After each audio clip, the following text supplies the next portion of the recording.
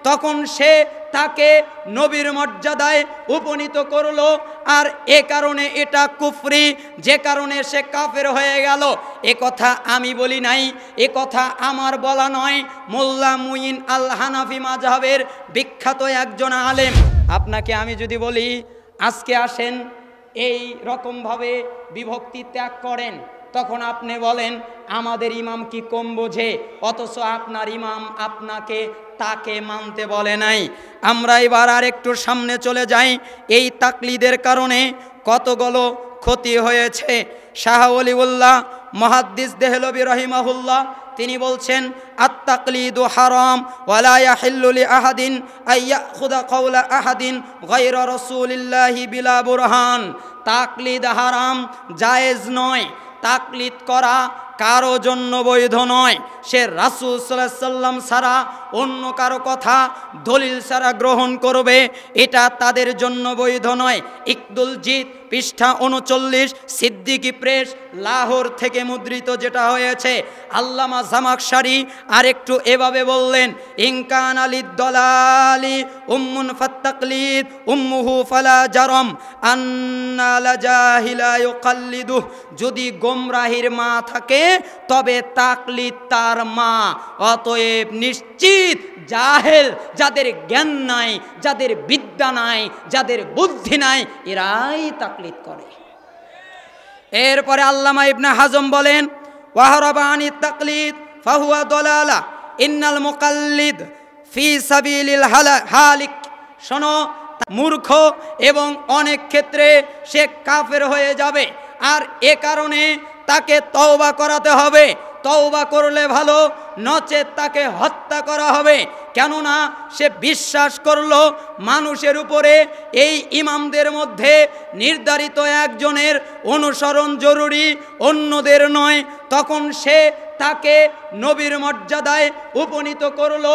আর এ কারণে এটা কুফরি, যে কারণে সে কাফের হয়ে গেল। এ কথা আমি বলি নাই, এ কথা আমার বলা নয়।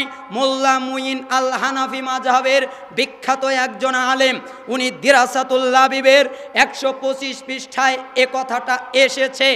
এইটা বোঝানোতে গিয়ে একজন সালাফ বলেছেন তাকে হত্যা করতে হবে। এর অর্থ হলো সরকার হত্যা করবে, সাধারণ মানুষ করতে পারে না। সরকার যদি কোরআন সুন্নাহ অনুযায়ী চলে আর তার এলাকায় যদি কেউ নির্দিষ্ট কাউকে মান্য করে আর সবাইকে ত্যাগ করে, মুহাম্মদ সাল্লাল্লাহু আলাইহি সাল্লামের কথার বিরুদ্ধে গেলেও, তাহলে তাকে হত্যা করতে হবে। এ কথা মোল্লা মুইন আল হানাফি বলেছেন। হানাফি মাযহাবের আর একজন আলেম মাওলানা রশিদ আহমদ গাঙ্গহির মুখে হাকিমুল উম্মাত দেওবন্দি তার জীবন চরিতের ভিতরে, যেটা তাজকিরাতুর রশিদ পৃষ্ঠা 121-এ তিনি বলেছেন, মুকাল্লিদ সাধারণ ব্যক্তিবর্গ এমনকি বিশেষেরাও এই পরিমাণ জমাটবদ্ধ হয় যে যদি মুস্তাহিদের কথা অর্থাৎ নিজের মাযহাবের ইমামের বিপরীত কোনো আয়াত অথবা হাদিস কানে আসে, তখন তাদের মনে প্রসারতা প্রফুল্লতা থাকে না, মন আশাস্ত হয়ে যায়, অশান্তি বিরাজ করে। এমনকি প্রথমে অন্তরে অস্বীকার সৃষ্টি হয় যে আমার ইমামের বিরুদ্ধে গেছে, আমি আমার ইমামকে ত্যাগ করব না। তারপরে সে ব্যাখ্যার পিছনে লেগে যায়, এমনকি ব্যাখ্যার পিছনে পড়ে যায়, চাই তা যতই দূরবর্তী হোক না কেন, চাই কতই শক্ত দলিল হোক না কেন, এর বিপরীত থাকুক না কেন, বরং মুস্তাহিদের দলিল এই মাসালায় কিয়াস ছাড়া কিছু না থাক, এমনকি নিজের মনেও সেই ব্যাখ্যার উপরে আস্থা থাকে না। কিন্তু মাযহাবের সহযোগিতার জন্য ব্যাখ্যাকে জরুরি মনে করে। মন এটা মানে না যে মুস্তাহিদদের মতামত নিজের মাযহাব ছেড়ে স্পষ্ট হাদিসের উপরে আমল করে নেব, এইটা মন মানে না। মন বলে হাদিস যত সহিহ হোক আমি আমার মাযহাবে ঠেকাবো। এই কারণে রফুল ইদাইনের 400 হাদিস থাকার পরেও মিথ্যা জাল হাদিসের উপরে আমল করব, ত্যাগ করব না। জোরে আমিনের বিশুদ্ধ হাদিস থাকার পরেও এই হাদিসের বিরুদ্ধে অবস্থান নেব। যদি আস্তে আমিনের হাদিস দুর্বল হয় তবু মানব, যেহেতু আমাদের মাযহাবে আসতে যদি বুকের উপরে হাত বাঁধার হাদিস, যদিও বা সরাসরি বুকের উপরে হাত বাঁধার হাদিসটা নিয়ে ইখতিলাফ ঘটেছে, তারপরেও নাভির নিচের চেয়েও বিশুদ্ধ যদি তাও হয়, তবু আমরা আমাদের ইমামের কথা ত্যাগ করব না। হাদিস যত সহি হোক না কেন, ইমামের পিছনে সূরা ফাতিহা পড়তে হয়, না পড়লে সালাত হবে না। তাদেরকে যদি বলা হয় লা সালাতা লিমান লাম ইয়াকরা বিফাতিহাতিল কিতাব, যেই ব্যক্তি সালাতের মধ্যে সূরা ফাতিহা পড়ে নাই তার সালাত হয় নাই। এখন যদি আমি বলি মান শব্দটা ব্যাপক, এটা একক একজনকে বোঝায় না, এটা সবাইকে বোঝায়, তখন আর তারা ব্যাকরণ মানে না। তখন বলে এটা তো ব্যাকরণ হলো, এটা তো একটা ব্যাকরণের পরিভাষা হলো, অথচ অন্য কায়দাগুলো নিয়ে এসে মাযহাবকে ঠেকিয়ে সহিহ হাদিসকে জবাই করার জন্যে ব্যাকরণ প্রয়োগ করে। যখন তাদের বিরুদ্ধে যায় তখন আর ব্যাকরণের মূল্য হয় না। এক এলাকায় আমি গেলাম, আমাকে বলল মুক্তাদির সূরা ফাতিহা পড়তে হবে না, শুধু ইমাম পড়বে, কারণ এই হাদিসে মুক্তাদির কথা নাই। তখন আমি বললাম এই হাদিসে তো ইমামের কথাও নাই, বলা হয়েছে যে ব্যক্তি সালাতে সূরা ফাতিহা পড়ে নাই তারই সালাত হয় নাই। এখানে তো বলে নাই ইমাম, এখানে তো বলে নাই মুক্তাদি, তো কি হবে? বাহির থেকে আর একটা লোক ভাড়া করবে, ওইখানে দাঁড়িয়ে সূরা ফাতিহা পড়বে আর এরা মিলাবে, তাই না? যদি এখানে মুক্তাদির কথা না থাকে, এখানে ইমামের কথা নাই, তখন আমি বললাম ইমাম বুখারী কেমন আলেম? তখন উনি বললেন ইমাম বুখারী এত বড় মাপের আলেম, এত বড় মাপের আলেম, একটা হাদিস থেকে 36 থেকে 40টা মাসালা বের করে। কয়টা হাদিস থেকে? এক হাদিস থেকে অনেক মাসালা বের করতে পারে। তখন আমি বললাম এই হাদিসটা ইমাম বুখারী এভাবে বলেছেন, বা উজুবিল কিরা লিল ইমামি ওয়াল মামুম ফিস সালাতি কুল্লিহা ফিল হাজারি ওয়াস সাফারি ওয়া মা ইউজহার ফিহা ওয়া মা ইউখাফাত, 10 নম্বর পর্বের 95 নম্বর অধ্যায়। ইমাম বুখারী বলছেন এই কিরাত পড়া ওয়াজিব, সে ইমাম হোক মুক্তাদি হোক, সে সালাতে মুকিম হোক, বাড়িতে থাক আর সফরে থাক, আর জোরের হোক আস্তের হোক, যেই সালাতি হোক না কেন ইমাম মুক্তাদি সূরা ফাতিহা পড়তে বাধ্য। তখন উনি বলেন এটা তো কিরাত। তখন বলছে কিরাত এটা তো, এটা কোন কিরাত? এটা হচ্ছে সূরা ফাতিহা কিরাত, যেটা না পড়লে সালাতি হয় না। তখন বলছে, আমি তখন বললাম আচ্ছা যদি এইটাই ওই কিরাত হয় তাহলে বলেন তো কিরাত কয় আয়াতে হয়? তো বলছে কিরাত 3 আয়াতই হয়। ওই হাদিসগুলো নিয়ে এসেছে ইমামের পিছনে কিরাত পড়বা না, ইমামের কিরাতের পিছনে কিরাত পড়বা না। ঠিক যদি তাই হয়, ইমামের কিরাতের পরে কিরাত পড়া যায় না, কিরাত পড়ার সময় নিষেধ, তো সূরা ফাতিহাও যদি কিরাত হয়, আমার প্রশ্ন কিরাত কয় আয়াতে? 3 আয়াতে না?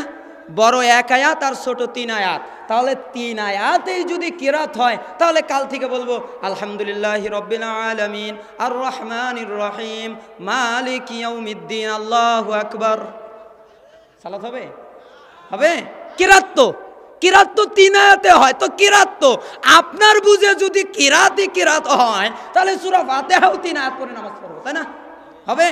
হবে না। তার মানে ওই হুজুর যেই কিরাত বুঝিয়েছে এটা ওই কিরাত নয়, এটা এমন কিরাত যা না পড়লে সালাত বাতিল। তো যাই হোক, এরপরে আমি কথা বলছিলাম বিভিন্ন সালাফদের বাক্য থেকে, যদিও বা সময়ের আমার কথা বলতো সেটি দেন তো, যদিও বা আমাদের বড় বড় শায়েখ এসে গেছেন, আসলে আমাদের ওস্তাদরা যদি সামনে আসে তখন কথা বলার ভাষা হারিয়ে যায়। যাই হোক, আল্লাহ সুবহানাহু ওয়া তাআলা আমাদের শায়েখদের বারাকা দান করুন। আমি কথা বলছিলাম, তো যাই হোক, আর এই বিষয়ের দিকে আমি আর লম্বা না করে কয়েকটা আয়াত এবং হাদিস আপনাদের সামনে রেখে যেতে চাই, আপনারা অবগতিতে থাকেন। তার একটা হচ্ছে সহিহ বুখারী 4607 নম্বর, সুনান আবি দাউদ 4607 নম্বর হাদিস, এবং তিরমিজির 2676 নম্বর হাদিস, ইবনে মাজায় 43-এ এসেছে এবং সহিহ ইবনে হিব্বানের 5 নম্বরে এসেছে এবং তিরমিজির আর এক বর্ণনায় 2157-তে এসেছে। ইমাম তিরমিজি বলছেন হাদিস হাসান সহিহ। আবার ইমাম আলবানী রহিমাহুল্লাহ তার কিতাব সহিহ আত-তারগিব ওয়াত তারহিবে 37 নম্বরে এনেছেন। তিনি বলছেন একদম রাসূলুল্লাহ সাল্লাল্লাহু আলাইহি সাল্লামের জীবনের শেষ দিকের কথা। আনে ইরবাদ ইবনে সারিয়া রাদিয়াল্লাহু আনহু কাল, ইরবাদ ইবনে সারিয়া রাদিয়াল্লাহু আনহু তিনি বলছেন ওয়া'যানা রাসূলুল্লাহি সাল্লাল্লাহু আলাইহি ওয়াসাল্লাম মাউইযাতান ওয়াজিলাত মিনহাল কুলুব ওয়া যারাফাত মিনহাল উয়ুন ফাকুলনা ইয়া রাসূলুল্লাহ কাআন্নাহা মাউইযাতু মুয়াদ্দিন ফাআউসিনা ক্বালা উসিকুম বিতাকওয়াল্লাহ। আল্লাহর নবীর সাহাবী ইরবাদ ইবনে সারিয়া রাদিয়াল্লাহু আনহু তিনি বলছেন একদিন আল্লাহর নবী আমাদের মাঝে বের হয়ে আসলেন, তখন তিনি আমাদেরকে এমন ওয়াজ করলেন, নসিহাত করলেন, আলোচনা করলেন, তাতে আমাদের অন্তরটা ভয় পেয়ে গেল, আমাদের চক্ষু দিয়ে পানি পড়তে লাগলো। তখন আমরা ভাবলাম এটাই হয়তো মুহাম্মদ সাল্লাল্লাহু আলাইহি সাল্লামের শেষ ভাষণ হবে। তখন আমরা বললাম হে আল্লাহর নবী সাল্লাল্লাহু আলাইহি ওয়াসাল্লাম, আপনি যেহেতু চলেই যাবেন, অতএব আপনি আপনার জীবনের শেষ নসিহত আমাদেরকে উপদেশ করে যান। তখন আল্লাহর নবী আর কিছু বললেন না, তিনি এভাবে বললেন উসিকুম বিতাকওয়াল্লাহ, আমি তোমাদেরকে ওসিয়ত করছি আল্লাহ ভীতির, অর্থাৎ তোমরা আল্লাহকে ভয় করবে। ওয়াসসামঈ ওয়াত-তাআ ওয়া ইন তাআম্মার আলাইকুম আবদুন, এবং তোমরা নেতার কথা শুনবে এবং তার আনুগত্য করবে। আগে কথা শুনে দেখবে কথা ঠিক আছে কিনা, যদি কথা ঠিক থাকে তাহলে তার আনুগত্য হবে, যদি কথা ঠিক না থাকে তাহলে তার আনুগত্য হবে না। আর কথা ঠিক থাকলে সে যদি একজন কৃতদাস হয়, একজন গোলামও হয়, হাবশী গোলামও হয়, তবু তোমরা তার কথা মানবে। وإنه من يعش منكم بعدي فسيرى اختلافا كثيرا فعليكم بسنتي وسنة الخلفاء الراشدين المهديين عدوا عليها بالنواجذ وإياكم ومحدثات الأمور فإن كل بدعة ضلالة। তখন আল্লাহর নবী বললেন শুনে রাখো, তোমরা যারা আমার পরে জীবিত থাকবে, আমি আর বেশি দিন তোমাদের মাঝে বাঁচব না, আমার পরে যারা তোমরা জীবিত থাকবে তারা অচিরেই দেখতে পাবে মতভেদ আর মতানৈক্য, একজনের সাথে আর একজনের মিল হবে না। ওই মতভেদে যখন পড়ে যাবে, মতানৈক্য যখন ঘটবে, তখন তোমরা আমার সুন্নাত আর খোলাফায়ে রাশিদিনের সুন্নাতকে মজবুতভাবে আঁকড়ে ধরবে।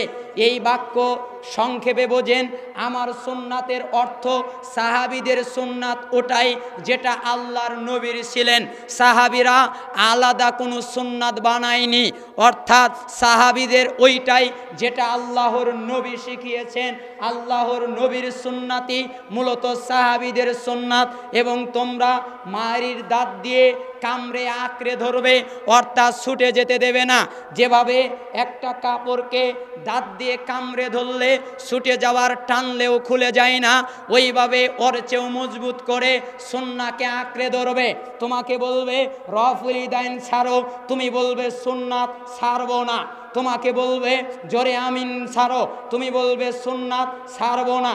তোমাকে বলবে বুকে হাত বাঁধা বন্ধ করো, তুমি বলবে সুন্নাত ছাড়বো না। তোমাকে বলবে সূরা ফাতিহা পড়া বন্ধ করো, তুমি বলবে ওয়াজিব, আবার একদিকে সুন্নাত ছাড়বো না। তোমাকে বলবে পায়ে পায়ে মিলানো দাঁড়ানো যাবে না, তুমি বলবে এটা সুন্নাত ছাড়বো না। পৃথিবী কেন, গোটা পৃথিবী এক নীতিতে দাঁড়ালেও আর ফাঁসির মন ছেলিলেও সুন্নাতকে ছাড়তে রাজি নাই। সুন্নাত কখনো কালেও ছাড়বো না। সুন্নাতের মাধ্যমে মৃত্যুবরণ করব, মুহাম্মদ সাল্লাল্লাহু আলাইহি সাল্লামের আনুগত্য করে জীবন বিলিয়ে দিতে রাজি, তবু সুন্নাতকে ছাড়তে রাজি না। সব দিকেই আকীদায়ে মুহাম্মাদি, আকীদায়ে মুহাম্মদ সাল্লাল্লাহু আলাইহি সাল্লামের নীতি, মানহাজে তার নীতি, সুন্নাতেও তার নীতি। কোনো তৃতীয় ব্যক্তিকে আমরা মানতে রাজি নই। আল্লাহ এবং আল্লাহর রাসূল এছাড়া বাকি সবাই এই মানদণ্ডে টিকলে টিকবে, না টিকলে এদেরও মূল্য নেই। আপনি বলবেন কোরআনে তো আয়াত নাজিল হয়েছে আল-ইয়াউমা আকমালতু লাকুম দীনাকুম, দিন পরিপূর্ণ কমপ্লিট। আমার প্রশ্ন, যদি দিন পরিপূর্ণ কমপ্লিট হয়, মুহাম্মদ সাল্লাল্লাহু আলাইহি সাল্লামের ইন্তেকালের 70 বছর পরে যার জন্ম, তাকে অনুসরণ করা জায়েজ হয় কিভাবে? যদি দিন কমপ্লিট হয়ে থাকে, মুহাম্মদ সাল্লাল্লাহু আলাইহি সাল্লামের পরে যে ইমামদের জন্ম, তাদের অনুসরণ করা ফরজ হয় কিভাবে? যদি তাদেরকে মানা ফরজ হয়, দাবি মুহাম্মদ সাল্লাল্লাহু আলাইহি সাল্লামের উপরে দিন পরিপূর্ণ হয় নাই। দিন যদি পরিপূর্ণ হয়, তাহলে তার আর আনুগত্য হবে না, তাকে মানা হবে না। মুহাম্মদ সাল্লাল্লাহু আলাইহি সাল্লামের উপরে যেই দিন পরিপূর্ণ হয়েছে, পরিবর্তন হয়নি, পরিপূর্ণ হয়েছে, ওই দিনকেই মানতে হবে। আল্লাহ তাআলা আমাদেরকে সেই তৌফিক দান করুন। এ কথাই আল্লাহর নবী শেষ বাক্যে বললেন, শক্ত করে কামড়ে ধরবে আর দিনের মাঝে নতুনত্ব থেকে তোমরা সাবধান থাকবে। দিনের ভিতরে নতুন কিছু সৃষ্টি করবে না, বিদআত সৃষ্টি করবে না, বিদআত থেকে সাবধান থাকবে। কারণ দিনের মাঝে যা নতুনত্ব সৃষ্টি করা হবে, প্রত্যেক পথভ্রষ্টতা, প্রত্যেক দলালা, প্রত্যেকগুলোই গোমরাহি। যা ইসলামে ছিল না, এগুলো তৈরি করলেও গোমরাহি। ঠিক যত মাযহাব তরিকা বানিয়েছে, সব গোমরাহি।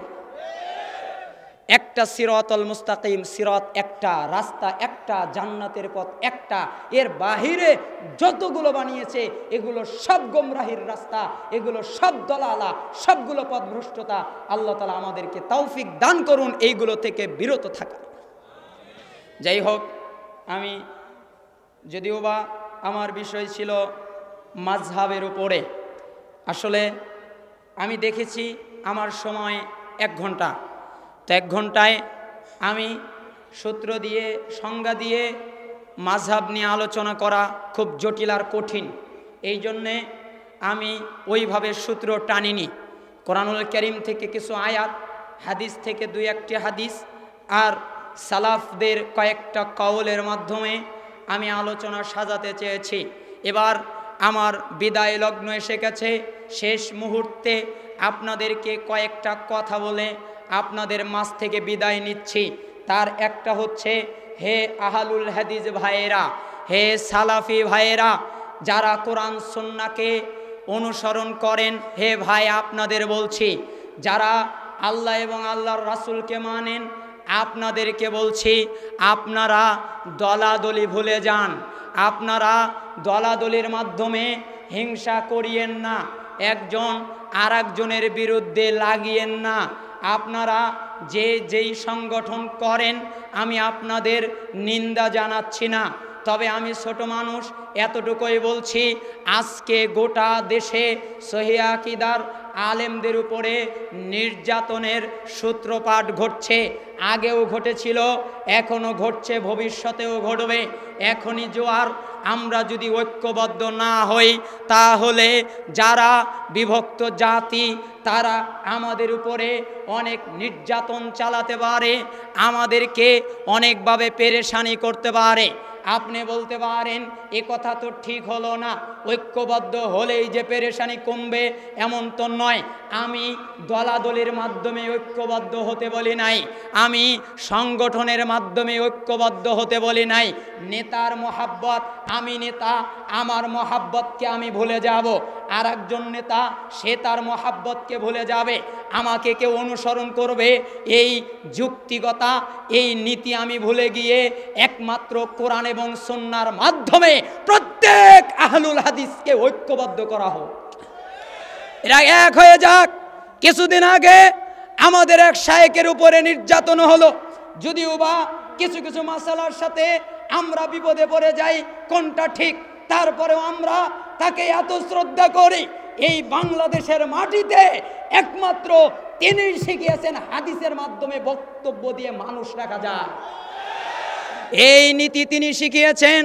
একজন শায়েখ আমার পাশে বসে আছেন, তিনি শিখিয়েছেন কিভাবে ইসলামের আগে পরে শব্দ না লাগিয়ে ঐক্যবদ্ধ হওয়া যায়। এই সহিহ আকীদার আলেমরা যদি ঐক্যবদ্ধ না হয়, এক না হয়, বাতিল পন্থীরা আমাদেরকে উড়িয়ে দিতে যাবে।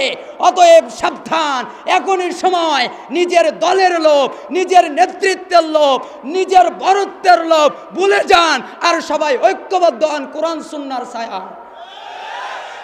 এটা আমার যদিও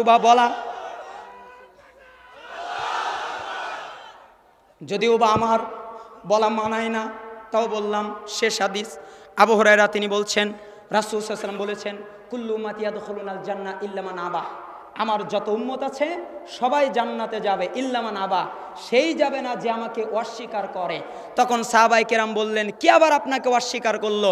তখন রাসূল সাল্লাল্লাহু আলাইহি ওয়াসাল্লাম বললেন, মানে আতো আনি দাখালাল জান্নাহ ওয়া মান আসনি ফাকাদ আবা, যে ব্যক্তি আমার আনুগত্য করলো ও জান্নাতে গেল, কারো আনুগত্য করে নাই, কাউকে মানে নাই। কারণ লাকাদ কানা লাকুম ফি রাসূলিল্লাহি উসওয়াতুন হাসানাহ, তোমাদের জন্য রাসূলুল্লাহর আদর্শ উসওয়ায়ে হাসানা, অনুসরণীয়, অনুকরণীয়, উত্তম আদর্শ। উত্তম আদর্শ আর কারো না, কোনো ব্যক্তির না, কোনো হুজুরের না, কোনো মুফতির না, কোনো মুহাদ্দিসের না, কোনো দলনেতার না, কোনো নেতার টেতার কারো না। উত্তম আদর্শ নবীর, তাকে মানো। যারা মুহাম্মদ সাল্লাল্লাহু আলাইহি সাল্লামকে মানলো এরা জান্নাতেই গেল, যারা তাকে মানলো না ওরাই তাকে অস্বীকার করলো। এজন্যই ফামান রাগিবা আন সুন্নতি ফালাইসা মিন্নি, যে আমার সুন্নাত থেকে মুখ ফেরালো সে আমার উম্মতের অন্তর্ভুক্ত নয়।